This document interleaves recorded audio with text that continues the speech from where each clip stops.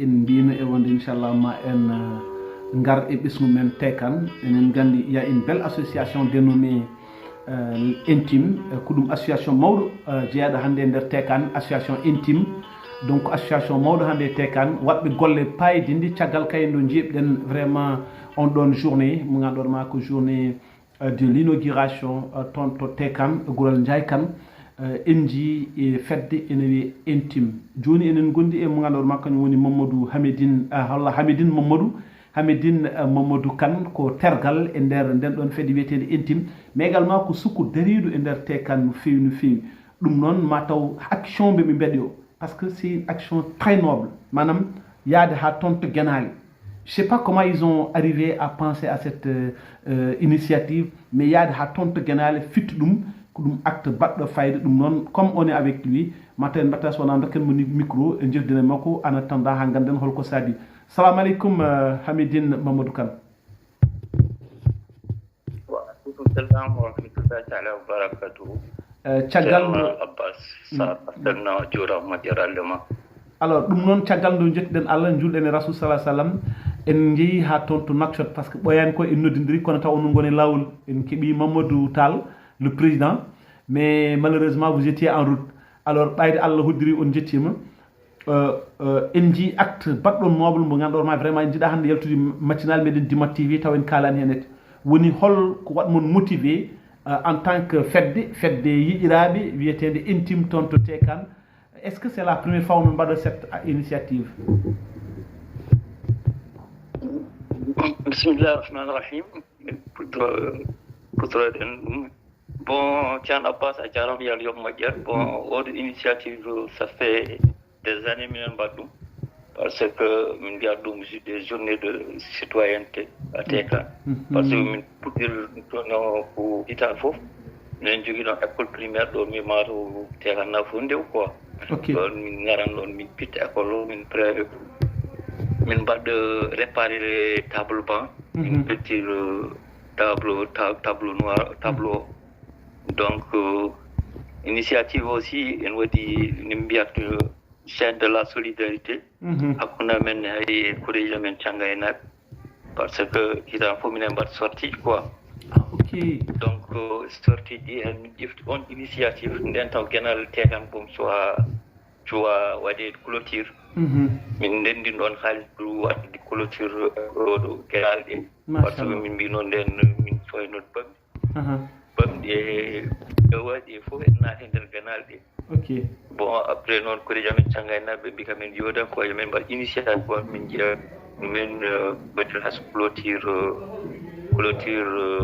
Guénal ɗe grillage walla clôture taw ko mir noon nde fawde haalis noon ha allol kamen won ko fond par ce que min jowono wat tan mi birkay tan après min teatine grillage uji Allah waɗi neɗɗo Allah ummi to aru ƴeftu on en charge minen komin ndendinno ko min tottu tan mbaɗɗu men degge nder Guénal ɗe ok mais finalement comme par exemple du fait que onon pitta ɗum à chaque fois ɗum c'est une motivation holko mbatten hen sentir koye moɗon?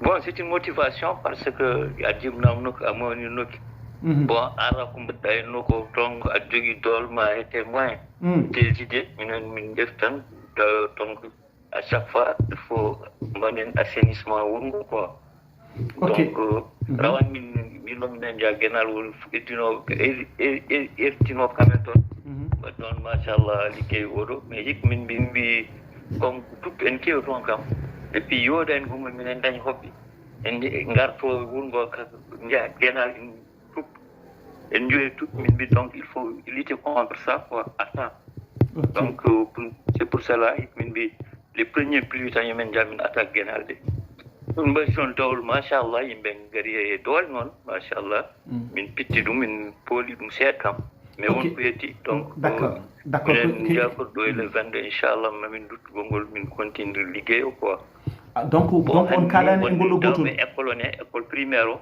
kañumne waddi tuɓe handi heddiɓe fedde nde heddiɓe toon en poti daw ɗon e école pour ittude parti gonɗo ɗon e école kañumne hattude oɗo par ce que tuɓɗe en tampinte sukaɓe aussi ok mais dis-moi Hamidine est-ce que comme par exemple hande son badi erang onon pay fittoyde ganal wala onon pay fittoyde école, est-ce que c'est tout le village qui vous soutient wala il y a certaines personnes qui viennent vous soutenir? Bon, pour Odo, comme il y a certaines bonnes volontés qui nous ont soutenus, mais nous même dire nous comme Wungo Sukabe, notre nom comme nous sera comme nous fait quoi. Parce que Erango Mawan baldi stap wal bal naugas en wade et puis hay veyo min badi comme jamade Erang pour yimbe fokoto ganal mais yimbe notre mata aussi yimbe njek parce que joni woni hebe mab wonke soñ quoi. Ok. Mais sukaɓe kam numen sukaɓe jeunesse o kam numen jiɗirno kam notre noon quoi. Mais alhamdulillah fof ko yettere Allah tan quoi. Parce que neɗɗo kalko waɗi ɗo kam kalko neɗɗo waɗi ɗo ko hoɗum waɗani. Wallahi ɗon kam neɗɗo waɗat fof waɗat ko hoɗum. D'accord, donc ngara mbasa arsa gongol fedde rew mawɓe fedde Ramatoulaye Diawane woni président de Labay Kane. Machallah. Parce que quand kalko mi jogui ɓe mbaɗi ɗo à notre disposition quoi. Et puis mbi keptin fedde amen ko liggotoɓe tan. Donc mi hay kamɓe mi ñaagi kamen dowol ko yomen ngal min mbaɗ inventaire bagage mabɓe woni ɗo e centre rewɓe. Donc lundi wajiɓe ma ndaw to mbannuɓe inventaire pitto centre perno bagage mabɓe ha feewa inchallah. Ok, alors est-ce que vous avez du matériel pour à chaque fois so tawi on ƴetti on ɗon initiative mbaɗon ɗum walla est-ce qu'il y a des bonnes volontés qui vous payent des matériels ɓe ngannduɗon ma chaque fois son cuhli wadde assainissement ene mbaɗa hen? Bon, matériel mi jogui on toon ko matériel nder wuro tan mi lugto ko neɗɗo fof sen taw addi matériel mum. Bon, joni noon kam min defti initiative bon au niveau de Nouakchott pour hade men artude kam min dar matériel taw ko ha minen jeeyan koye men quoi. Minen liggoro ɗum inchallah. Est-ce que vous ne pensez pas qu'il est possible de mettre comme par exemple ko wiyete ko une demande au niveau du ministère de l'environnement de la Mauritanie comme ça ben aussi parce que ko ɓayde ko environnement won ɗoyti fewndede. Bon min mbaɗi allez-y. Min mbaɗi demande au niveau du ministère de l'environnement. Bon, ça veut dire aussi demande vous avez des associations reconnues par l'État. Et non jogui récépissé mon. Mais jawran non fof quoi. Mais min mbaɗi erango kam. Au niveau du ministère du développement, au niveau de min jinno wat même journée de l'arbre. Bon, l'inspecteur départemental il aide des gars parce que hañ kam ɓe puɗɗi ɗum cross quoi min mbaɗi ouverture. Donc à partir de lundi, il va amener les arbres à Tekan. Bon, pour que journée de l'arbre foudre à Tekan le mardi. Le mardi. C'est la semaine quoi. Ok. Alors là aussi, c'est l'association intime est au cœur des affaires. Oui, on est toujours au cœur des affaires. Parce que association intime groupe, bon, une jogui mine horam comme président association jogui min wiye solidarité entre aides. Entre parenthèses teddungal e ballal ballidiral donc komin ndendin fof min gaddat min mbaɗɗume association maire woni association santé e on ɗo mine yiya association santé min ɗon intime groupe quoi. Ok.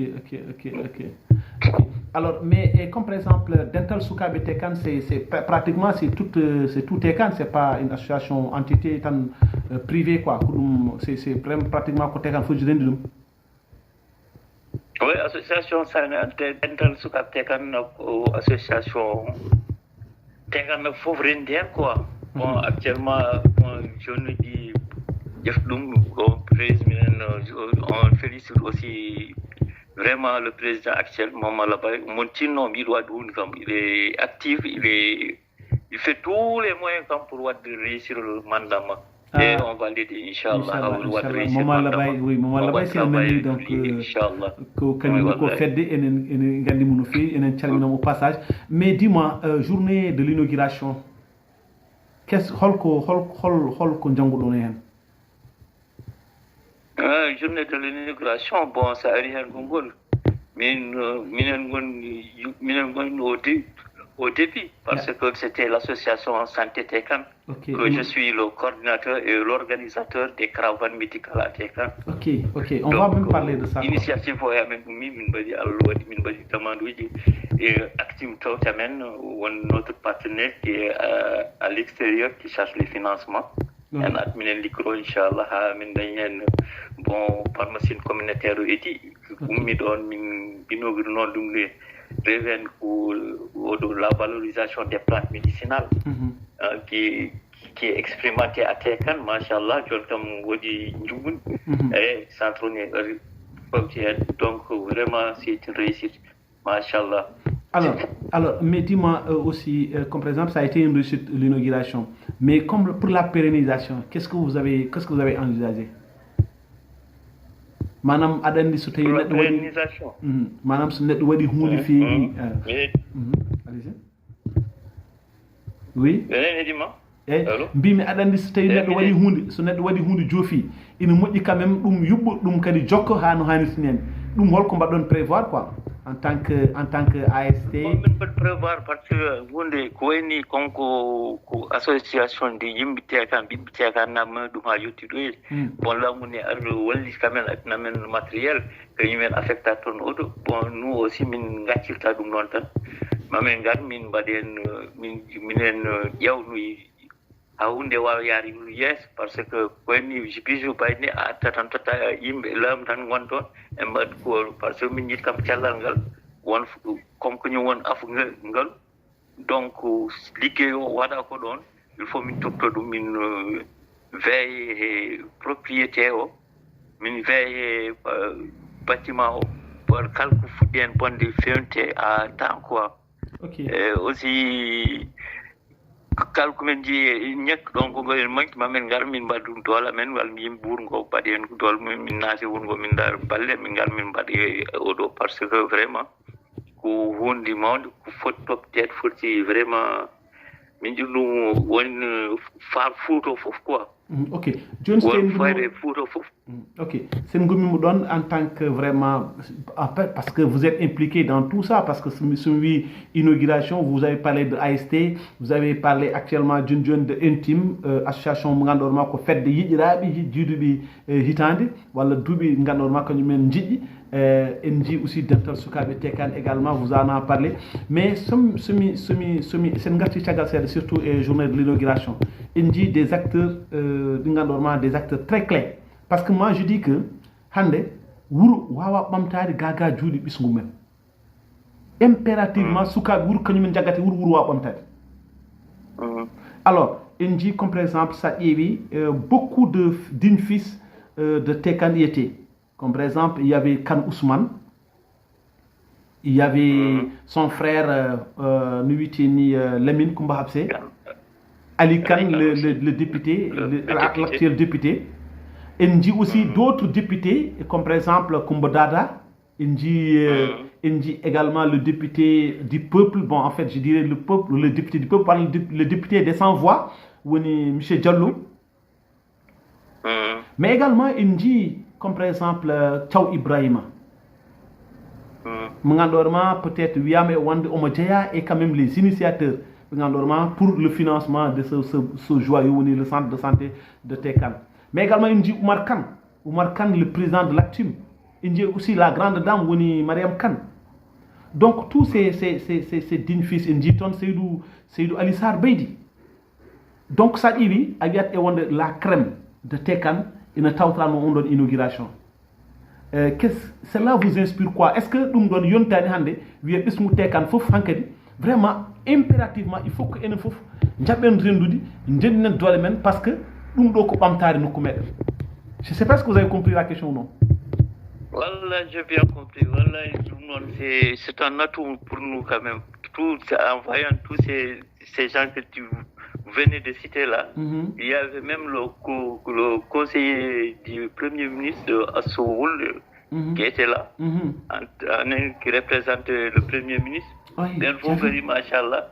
Donc, aujourd'hui, quand faut se dire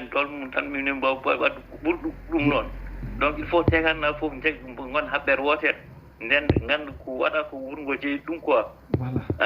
voilà. nde ngandi ko waɗa koye wurgo kam fof jeeyi ɗum bon Ibrahima Thiaw kam ko chapeau par ce que kanko addi financement o Mariam Kane mbiyata o c'est une brave dame ko neɗɗo jiɗɗo nokku o jiɗɗo wurgo et puis c'est un ko acteur de développement kala ko watte wurgo machallah gal mabɓe yimɓe minen caravane uji majji sen min gaddadi fof toon min jippoto tottamen gal makko kala ko adda e wurgo gallo o totta kamen yomin mbaɗi men beela min gandi min jaa laaɓa men o meeɗa hen sikkitade o meeɗa hen da jogal arrière pensée donc minen ñaago ɓiɓɓe tekanaɓe fof yon jogo on idée quoi par ce que kala ko adda ɗon e wurgo jeeyi ɗum quoi hay goto addinan go fof waɗa ɗum ko hoore mum aussi on remercie gongol rokkuɓe terrain o la famille de Ibrahim Kane Ndiaye Mamma en ɓen rokku terrain o ay c'était pas facile rokku terrain poɗni wiye yo waɗe pour santé daro ɗon c'était pas facile donc minen kam ko kembiyal ko tan ko luuti kew tan mbawa wadde hunde quoi donc haɓɓerde donc yimɓe il faut gon neɗɗo goto tan ganda l'essentiel enen gona tekan tan liggantoɗen onen liggantoɗen Fouta fof par ce que on veut que Tekan soit la phare du Fouta quoi bien sûr machallah par ce que sa ƴeewi hande Tekan hande c'est ko ɗum nokku mo ganduɗa ma parnorɗo parnorɗo so tawi jomumen jaaɓi je dirais bien so tawi jomumen jaaɓi encore j'insiste so tawi jomumen jaaɓi parce que tu sais que nous minen Allah wurti amen komin haaliyankoɓe min gurtake haala mais minen min jiiɗi kaldo men kaala taw on tire un exemple sur une terroir mo ganduɗa ma hande so wiyama e wonde tulde dimat min mbiyama Tekan tan nous on se sent là-dedans donc puisqu'on se sent là-dedans donc oui ɗum ɗum noon won objectif o par ce que sen mbi dimat tan minen on se sent dedans donc enen fof faat men tan ko vise bayni référence o baɗade nder nokku wawa waɗen fof yo yimɓe gandi ko ñumen mbaɗna yo yimɓe jagguirɗum toppito ɗum perde ɗum ha few quoi pour trouver des bailleurs pour mbamen wallude e liggey o hawaw yarude yes quoi Wallah. Alors, M. Kane, vraiment, ça a été un plaisir. Donc, il termine l'autre frère, Kane Tal Mamadou Tal. Je devrais vraiment le prendre, mais malheureusement, le temps ne nous permet pas. Peut-être demain, Inch'Allah, je ferai de mon mieux pour l'avoir au téléphone. Mais c'est pour juste dire que ça a été un plaisir pour moi, vraiment. Quand j'ai vu les photos, au niveau du cimetière, je me suis dit automatiquement, attends, je profiterai de l'occasion. D'ailleurs, j'ai eu vraiment une chance parce que j'ai connu beaucoup de choses en Gandandum, en Gandane, en Gardi, Centro et tout ça. Donc, je mon nenderhen, yo Allah sellin on sembinon, Allah tin on, et puis Ndiakon et Wuru Tekan, Peodendum, parce que quand fait un temps personne au monde ne umutak Wuru Mudum Arfeon de Tekan, soit un ennemi ismu Tekan. Wallahi. Votre dernier mot, monsieur Kane. Merci. yal yow moƴƴere c'est vraiment a waɗi fot jarama et puis an ka neɗɗo machallah ka jiɗɗo fuur yerimam ni te peñi aɗa yiɗi fuur o aɗa yiɗi on jiɗa développement fof aɗa yiɗi vraiment wadde émission sur ça merci beaucoup yo Allah jurnuma juuɗe amin et on vous invite aussi parce que minen jogui la chaîne de la solidarité entre fedda men wonde Thiangay dal fof minen mbaɗat sorti donc Thiangay nam jonta c'est à partir du 4 min jahat Thiangay min won toon le 4 août min invitine en fedde men wonɓe dimate fanaynaɓe ha joni min cuwa wiide quoi c'est le 4 août bien itade fof wiya quand même men gar kono min cuwa wiide mais c'est le 4 août bien a jarama yal yob moƴƴere ok le 4 août le 4 août le 4 août ou bien le 4 septembre le 4 septembre c'est bon ça c'est une bonne date donc j'y serai inchallah Inch'Allah. Allez, donc merci Seydi Kane Djaram. C'est très gentil, vraiment c'est très gentil. Merci beaucoup. Kane, c'est gentil. Merci marhaba.